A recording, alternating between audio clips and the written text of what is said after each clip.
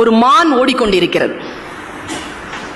தட்டு தடுமாறி ஓடுகிறது மான், பதட்டத்தோடு ஓடுகிறது மான், அப்பப்ப திரும்பி திரும்பி பார்த்து கொண்டு ஓடுகிறது மான்.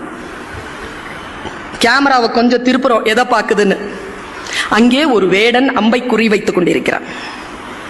அந்த மானை குறிவைத்துக் கொண்டிருக்கிறான் ஒரு வேடன். அதிலே அகப்பட்டு விடக் கூடாது என்று பதறி பதறி ஓடுகின்ற மான் அந்த ஒற்றை மர நிழலில் கொஞ்சம் ஆசுவாசப்படுவதற்காக நிற்கிறது. அதன் கால்கள் விதிர் விதிர்த்துக் கொண்டிருக்கின்றன. இதோ கொஞ்ச நேரத்தில் காற்றுக்குள் நுழைந்து விட்டால் வேடனிடம் இருந்து தப்பித்து விடலாம் என்று காட்டை பார்க்கிறது. காடு தீப்பிடித்து எரிகிறது.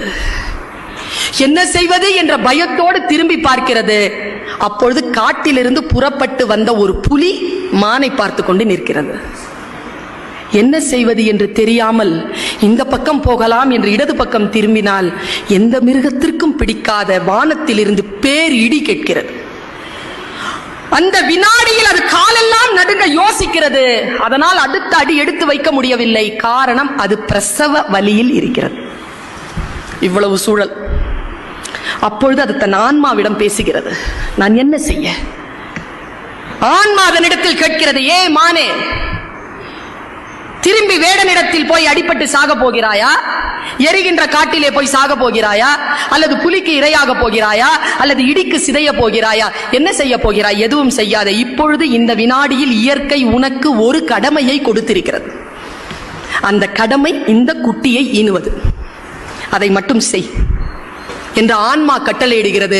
அந்த ஆன்மாவின் கட்டளைக்கு அடிபணிந்த அந்த மான் எல்லா பேராபத்துகளையும் மறந்துவிட்டு குட்டியை ஈனுவதில் தன்னுடைய கவனத்தை செலுத்துகிறது.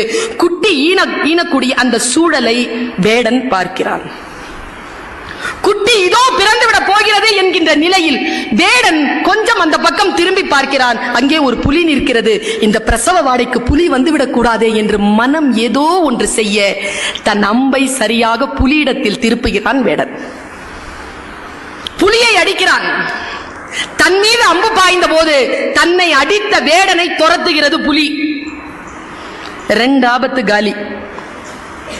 இடி இடித்ததில்லையா? அந்த வினாடியில் பெரும் மழையாக பெய்து காட்டிலே இருக்கக்கூடிய தீ அடைகிறது. இது கதை. சொல்லும் நீதி என்ன தெரியுமா?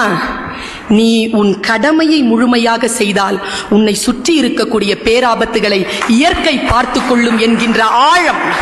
நம் மனம்தான் நமக்கு குரு, நம் மனம்தான் நமக்கு தலைமை.